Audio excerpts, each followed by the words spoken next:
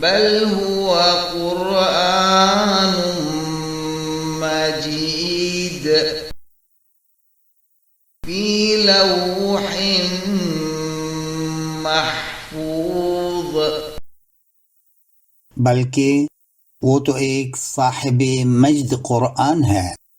ایک لوح محفوظ میں۔ حضرت مرزا بشیر الدین محمود احمد خلیفۃ المسیح الثانی رضی اللہ تعالی عنہ آیت کریمہ کی تفسیر کرتے ہوئے فرماتے ہیں، لوح کے معنی ہیں کل صحیفۃ عریضۃ خشبا او عظما، لکڑی یا لوہے کی چوڑی تختی، اور لوح اس واسطے کہتے ہیں اس پر لکھنے کی وجہ سے معانی ظاہر ہوتے ہیں، چونکہ لاح یلوح کے معنی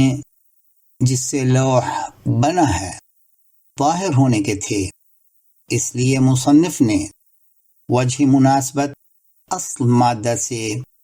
بیان کر دی۔ تفسیر فرماتا ہے، یہ لوگ تو پرانے مکذبین سے بھی اپنی عناد اور مخالفت میں بڑھ رہے ہیں، مگر ہم کہتے ہیں یہ وہ کلام ہے جو بڑا بزرگ ہے، یہ تکذیب میں زیادتی کرنی شروع کر دیں، ہم اس کی تصدیق میں زیادتی کرنی شروع کر دیں گے۔ گویا خدا صرف اتنی ہی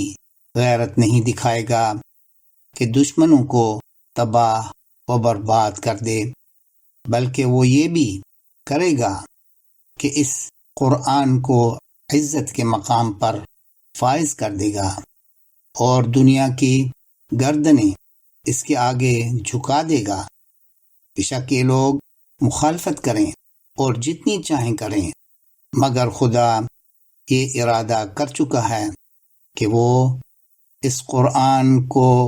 عزت کے مقام پر کھڑا کرے گا، کیونکہ یہ قرآن بڑی مجد والا ہے۔ فی لوح محفوظ، محفوظ کی قراءت وا کے زیر سے بھی آتی ہے اور ذا کی پیش سے بھی، یعنی محفوظن بھی ہے اور محفوظن بھی۔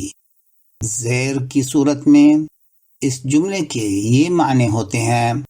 کہ قرآن کریم ایک محفوظ لوح میں ہے، اور پیش کی صورت میں محفوظ قرآن کریم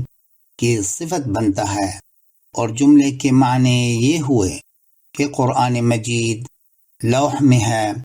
اور محفوظ ہے۔ حضرت مرزا بشیر الدین محمود احمد خلیفۃ المسیح الثانی رضی اللہ تعالی عنہ، تفسیر کبیر جلد 8، تفسیر سورۃ البروج، سن اشاعت فروری 2004، پرنٹ امرتسر، صفحہ 372۔